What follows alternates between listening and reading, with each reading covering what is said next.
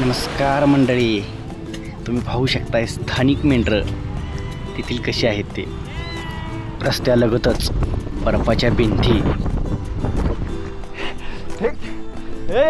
जन्नत जन्नत, स्वर्ग बघायला. रोहित हात कर वर.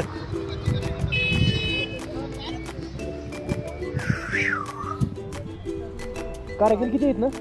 कारगिल थँक्यू. MH महाराष्ट्र. तर चला मग मंडळी, आपण जम्मू काश्मीर म्हणजे श्रीनगरच्या अलीकडच्या साईडला 80 किलोमीटर मुक्काम केला आणि सकाळी उठून आम्ही प्रवास चालू केला.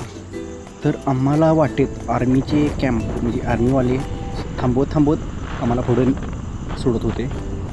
जम्मू काश्मीरमध्ये पाकिस्तान बाउंड्रीवर जम्मू काश्मीर असल्यामुळे इथं आर्मी भरपूर प्रमाणात असते. वाटेवर प्रत्येक 50 फुटावरती आहे ना, 50-100 फुटावरती अशी आर्मीची लोकं दिसतात. येथील सिक्युरिटी ही टाईटच आहे आणि ही जी सिक्युरिटी आहे ते आपल्यासाठीच म्हणजे पर्यटकांसाठीच आहे. म्हणून तर इथं आता पर्यटकांसाठी एकदम म्हणजे वातावरण खुलं आहे, पूर्ण काही अडचण नाही. आर्मीवाले इथं आपल्यासाठी आपल्या बचावासाठीच असतात.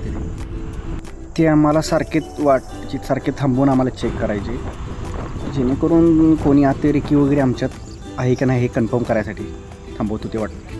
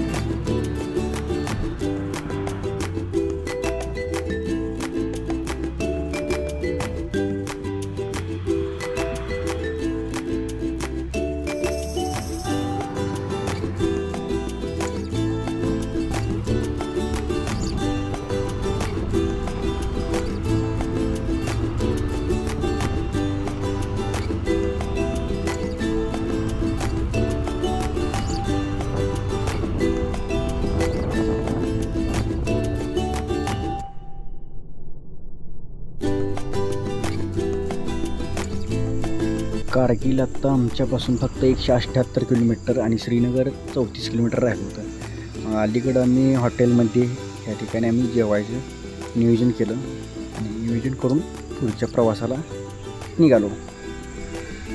जे काही वाटेत डेस्टिनेशन लागतात म्हणजे ठिकाणं लागतात ते ठिकाणं करून डायरेक्ट कारगिलला आम्ही मुक्काम करायचं नियोजन या हिशोबाने आम्ही प्रवास चालू केला.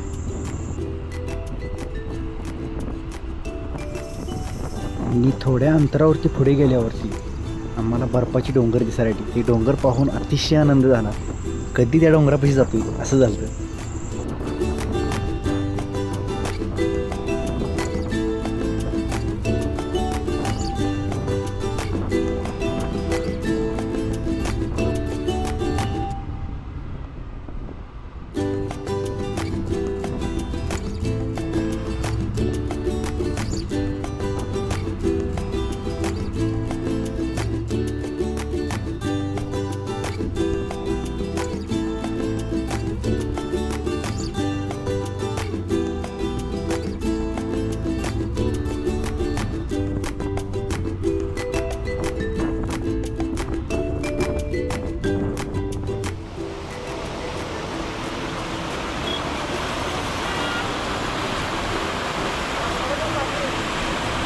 आम्हाला डोंगर पाहायचा काही मोह आवडला नाही, म्हणून आम्ही थांबून थोडा व्हिडिओ शूट करावा म्हणलं आणि मग पुढच्या प्रवासाला चालू केला.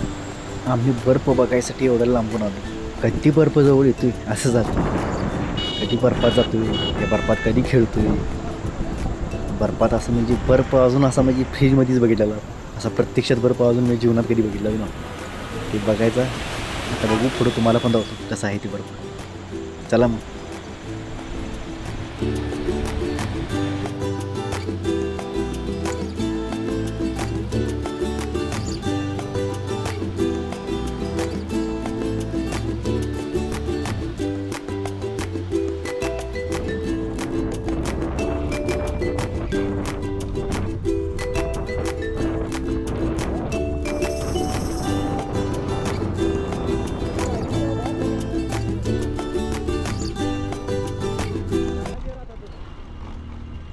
आम्ही जोजिला पास त्या ट्रेकला सुरुवात चालू केली.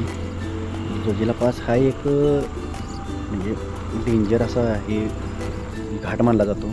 त्या घाटामध्ये आम्हाला स्थानिक मेंढरं ही दिसली. तिथल्या मेंढराशींना केस म्हणजे असे ते जसं आपल्याला पाळीव ती विलायती कुत्री कशी असतात, त्या कुत्र्याशींना केस जास्त, तशी केस जास्त होती बरं मेंढराशींना. ती केस बघितल्यानंतर जरा वेगळंच वाटलं, म्हणून तुम्हाला सांगितलं. आम्हाला हळूहळू वाटेकडेनी असे बर्फाचे हे दिसायला लागले, जरा थोडे भिंती थोड्या जसं जसं पुढं जाईल तसे आम्हाला बर्फ जरा थोडा जास्तच प्रमाणात दिसत चालला. आम्हाला ते बर्फ बघून एवढं भारी वाटत होतं ना. आम्ही जे ह्या घाटातून चाललो आहे, हा जोजिला पास आहे. हा जोजिला पास एवढा डेंजर आहे, साईडनं म्हणजे जो अर्धी टनल, हाफ टनल वरून, म्हणजे आता अर्धा डोंगर आहे. आता तुम्हाला व्ह्यू दावता येत नाही, दावायचा प्रयत्न करतोय, परंतु जरा थोडा कॅमेरा खालच्या साईडला झुकल्यामुळे तुम्हाला जरा पूर्ण व्ह्यू दिसत नाही पुढचा. खालच्या साईडला कॅमेरा जरा झुकला आहे. ह्या रोडच्या साईडला म्हणजे सिक्युरिटीसाठी असे बॅरिकेटर, म्हणजे थोडक्यात ते कंपाऊंडर असते ना लोखंडाचे, ते कडपर्यंत आम्हाला बघायलाच मिळाले नाहीत.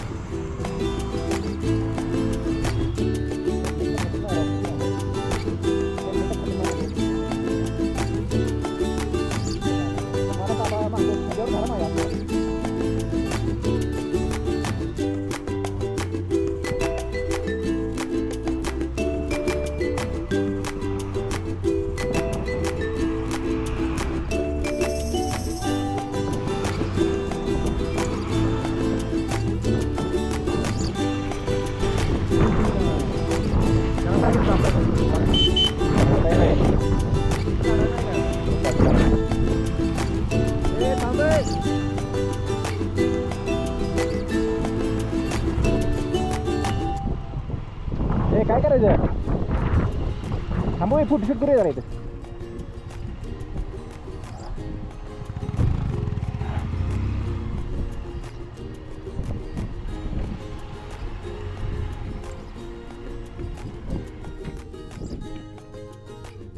आम्ही आता थांबलो आहे जोजिला पास. तो अतिशय डेंजर मानला जातो, तुम्हाला मागं सांगितलं आहे. तो जो तुम्हाला उजव्या साईडला ते बारीक बारीक असं नागमोडी वळणाचे बारीक बारीक रस्ते दिसत ना, त्या रस्त्याने आता आम्ही आलेलो आहे त्या ठिकाणी. असं ह्या साईडून असं पुढचा व्ह्यू तुम्ही व्हिडिओमध्ये बघू शकताय कसा दिसतोय ते रस्त्याचा.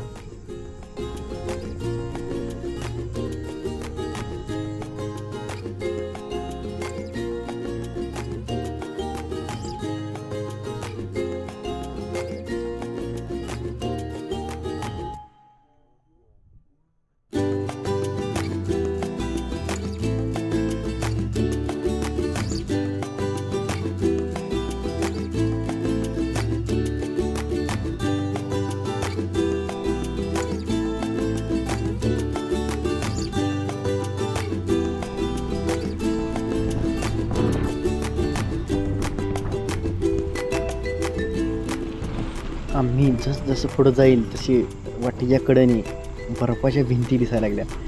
ते पाहून एवढा आनंद होत होता की ते तुम्हाला मी शब्दात सांगूच शकत नाही.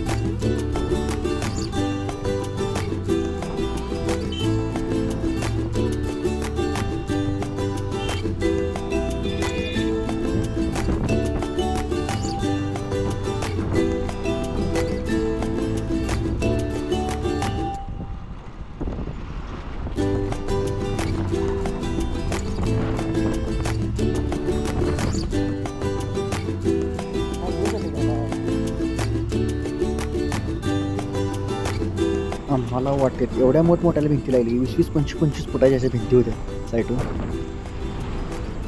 एवढं बघून आम्हाला एवढं भारी वाटत होतं ना की तुम्हाला ती शब्दात सांगूच शकत नाही. ते प्रत्यक्षात तुम्हीच अनुभव घेऊ शकता. कॅमेरा हेल्मेट सेट करताना जरा खालच्या साईडला झुकवला होता.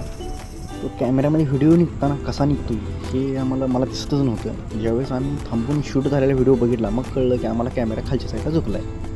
पुढे आम्ही लेहमध्ये गेल्यानंतर तिथून पुढे मग जरा कॅमेऱ्याची पोझिशन बदलली आणि तिथून पुढचा व्ह्यू जरा चांगला करायचा प्रयत्न केला. सॉरी, कारगिलपासून पुढे.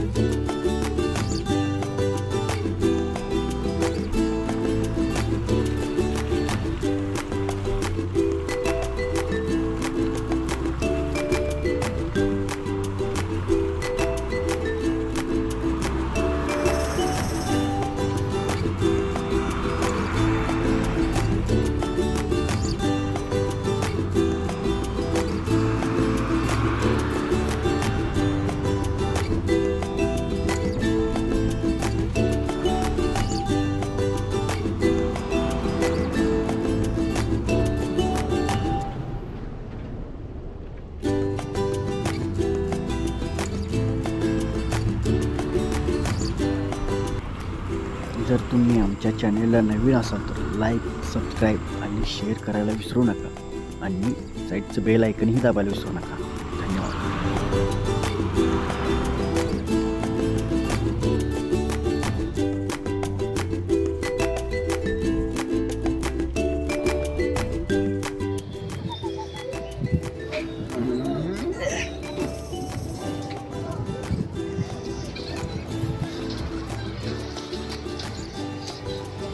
रोहित, हात कर वर.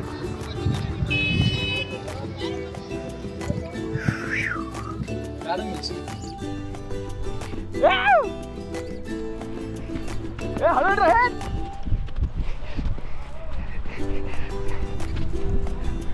चल चल चल. ठीक. जन्नत जन्नत. स्वर्ग बघायला तुम्हाला.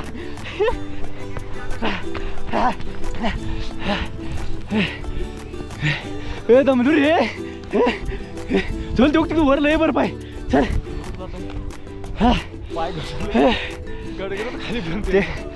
मागे कसा आहे हे मागचा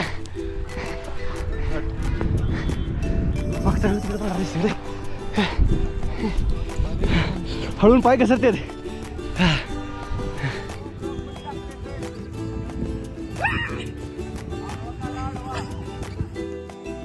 आम्ही फुल एन्जॉय केला. कधीच बर्फात गेलो नव्हतो. यायला कधी स्वर्गातच आल्यासारखं वाटत होतं. त्याच्यामुळं आम्ही आहे ना एवढा एन्जॉय केला की तुम्हाला सांगू शकत नाही. ते पूर्ण म्हणजे आम्ही पूर्ण पहिल्यांदाच बर्फ बघितला होता ना. एवढं एडियन करत होतो ना मी, तर ते मी तुम्हाला शब्दात सांगू शकत नाही.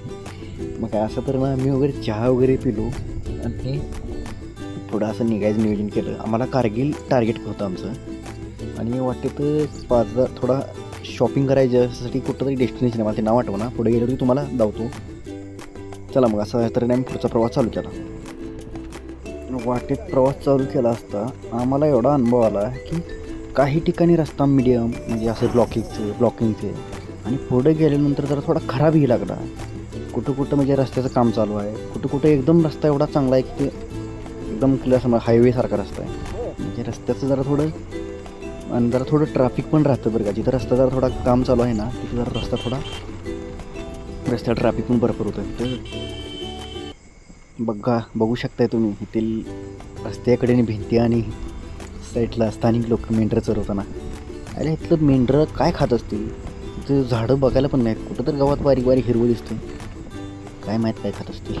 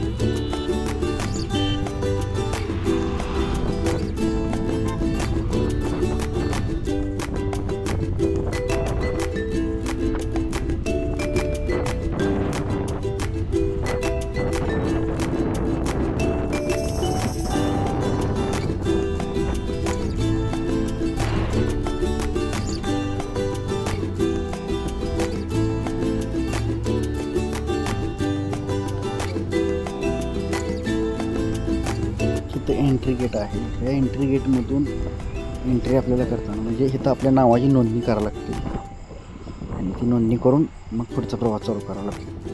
ही नोंदणी ह्याच्यासाठी असते की ती आपण म्हणजे इथून आपण गेलो ह्याचा पुरावा. म्हणजे उदाहरणार्थ आपल्याला काही झालं तर इथून आपण गेलो हे घरच्यांना कळण्यासाठी इथं नोंदणी करावी लागते आणि ती कंपल्सरी आहे सगळ्यासाठी.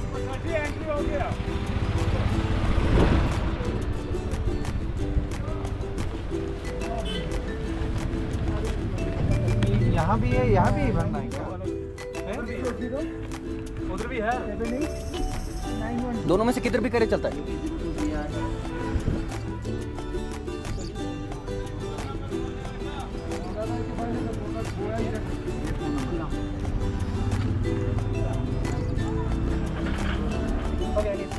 आम्ही आमच्या गाडीची आणि गाडीवर दोघं नाही त्याची नोंदणी केली आणि आम्ही पुढचा प्रवास चालू केला.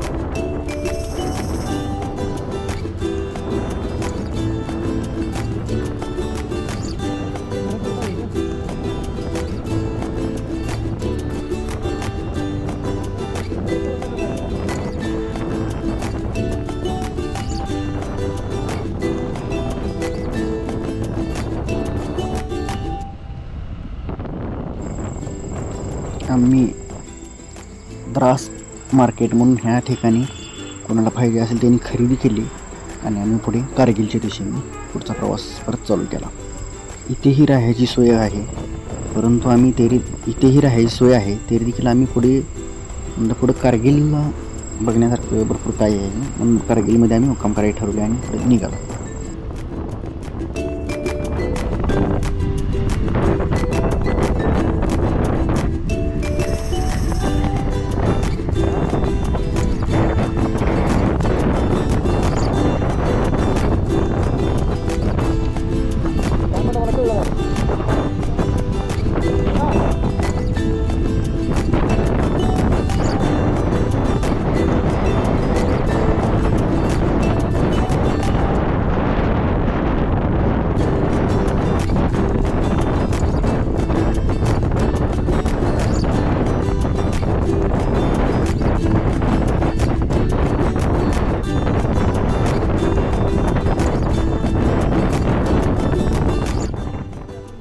कारगिल किती आहेत ना कारगिल?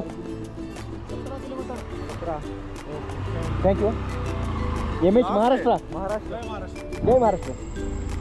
आम्हाला जय महाराष्ट्र नाव ऐकून एवढं भारी वाटलं की आम्हाला आहे ना असे प्रत्येक आर्मीवाले आहे ना आम्हाला जय महाराष्ट्र बोलत होते, पण शूटमध्ये हे एवढं एकच व्हिडिओ आला त्यामुळे तुम्हाला एवढा एकच दावा प्रयत्न करता येईल की ती काही माहिती विचारायची असेल तर कुठल्याही म्हणजे लोकल माणसाला न विचारता येईल आपल्या आर्मी म्हणजे आर्मीवाले एवढे आपल्याला सपोर्ट करतात ना की ते पूर्ण माहिती सांगते आणि कुठं कसं जावा कुठं राहायची सगळे डिटेल सांगते. ती स्थानिक लोक जरा थोडे फसवायचा प्रयत्न करतात असं आम्हाला ऐकायला मिळालं. पण तुम्ही नाही जे इथून पुढचा प्रवास करताल ते तसं आर्मीवाल्याशीला विचारून करा जेणेकरून तुम्हाला पुढची काय अडचण येणार नाही. अशा तऱ्हेने आम्ही कारगिलमध्ये पोहोचलो आणि रूममध्ये मुक्काम केला. इथून पुढचा नवीन व्हिडिओ बनवत आहे पार्ट 3. तो बघायला विसरू नका, खूप छान आहे. इथून पुढची माहिती त्याची दिली जाईल थोडक्यात, त्याप्रमाणे पुढचा व्हिडिओ असेल. आता आम्ही कारगिलपासून जवळजवळ 100 किलोमीटर पुढे आलो. थंडी तर जास्त आहे. रोहित काय म्हणणं आहे? हात काय म्हणतात? स्कूल जाती है? कौन सी कक्षा में?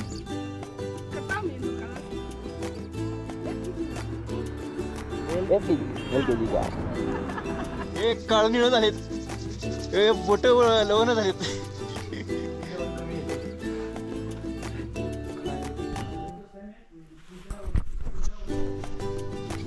काय नाही नुसतं डोंगरा खाली कोरडे डोंगर आहेत, नुसते झाडं नाहीत ना काय नाही, नुसतं बर्फ आणि वाळले डोंगर बघायला मिळतात. थंडी एवढी आहे की दिवसात 12 या 1 12:30 वाजले आहेत. आम्हाला कळलं नाही थंडी काय. सध्या आता मी ते रेस्टॉरंटमध्ये आहे ना जेवण करणार होतो बघा. चला मग ठीक आहे, बाय. चलो टाटा, आते बाय.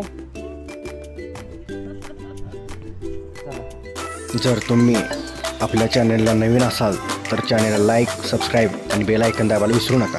धन्यवाद.